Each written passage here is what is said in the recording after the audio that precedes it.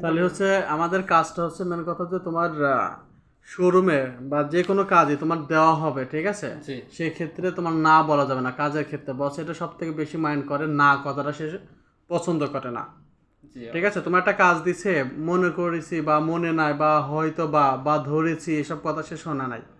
তোমার মনে করো যে সাপোজ একটা কাজ দিছে যে এই রাস্তাতে তুমি যাও, তো তোমার ওই রাস্তাতেই যাইতে হবে। তোমার মনে হয় যে না, এই রাস্তাতে না যেয়ে যদি আমি এই সাইড দিয়ে যাইতাম বা একটু এদিক থেকে ঘোরায় যাইতাম তাহলে সুবিধা হতো, আরো সময় অপচয় মানে কমতো আর কি। জি না, দরকার নাই।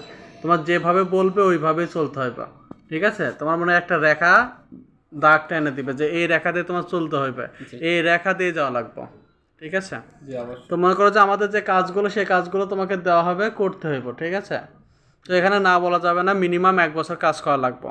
অবশ্যই ইনশাআল্লাহ। 1 বছর কাজ করার পরে, 1 বছর পূর্ণ হওয়ার পরে ওই দিন তুমি যদি জানো যে না আমি আর ভালো লাগতে বা চলে যাবো বা যে কোনো একটা সমস্যা বা তুমি ভালো কিছু পাইছো, তো সেক্ষেত্রে আমরা কি করব, তোমাকে 1 মাস পরে তোমার রিজাইন দিয়ে দিব এবং সমস্ত যেগুলো টাকা আমাদের কোম্পানির কাছে বা তুমি পাও সেটাগুলো তোমাকে ব্যাক দিয়ে দিব। কেননা একটা বছরের কথা বারবার বলতেছি, কেননা তোমার পিছনে আমাদের শ্রম যাবে। কাল থেকে তোমার ট্রেনিং দেওয়া হবে, আমাদের যে কার্যকলাপ আছে সেগুলো তোমাকে শেখানো হবে, কম্পিউটার আদারওয়াইজ আমাদের হিসাব নিকাশ, খাতা কলম, বিদ্যুৎ বিল সমস্ত কিছু তোমাকে কাল থেকে ট্রেনিং দেওয়া হবে। তো এই ট্রেনিং মিনিমাম মনে করো 3 মাস থেকে 6 মাস সময় লাগে। মেধা ভালো হলে 3 মাসে কমপ্লিট হয়ে যায়, আর মেধা যদি ভালো না হয় তাহলে মিনিমাম 6 মাস লাগে।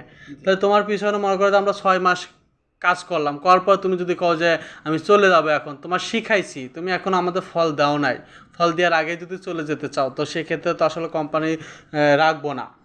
কেননা তোমার পিছনে আমরা এখন শ্রম দিব, এখন তুমি যদি কও যে কাজ শেখার পরে চলে গেলে তো আমাদের সমস্যা, যার কারণে আমরা মিনিমাম 1 বছর রাখি, জি ঠিক আছে?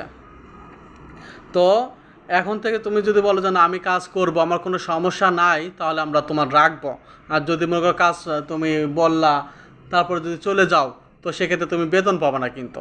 জি তখন কোনো আইনি নোটিশ কোনো কিচ্ছুতে কোনো কাজ হবে না। এই যে আমরা প্রমাণ হিসাবে তোমাকে রেখে দিচ্ছি যে সশরীরে সজ্ঞানে সুস্থ মস্তিষ্কে তুমি কি চাকরি করতে ইচ্ছুক?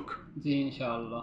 তাহলে এখন থেকে তুমি আমাদের রাজীব খান ইলেকট্রনিক্স অ্যান্ড ফার্নিচারের একজন পরিবারের একজন সদস্য, জি ঠিক আছে? জি ইনশাআল্লাহ। তো সেক্ষেত্রে এখন থেকে যে কোনো কাজ যদি না বলো করব না বা নিজের ইচ্ছায়, মনে করো যে বিনা নোটিশে ছুটি কাটানো যাবে না, জি অবশ্যই অনুমতি নিয়ে ছুটি কাটাতে হবে।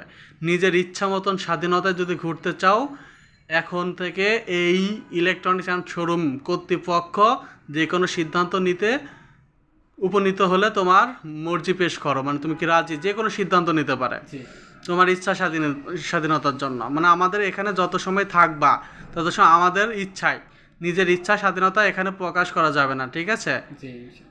তাহলে যদি করো তো সেক্ষেত্রে আমাদের যে পদক্ষেপটা আমরা নিব, জি তুমি কি ইনশাআল্লাহ। সম্মতি?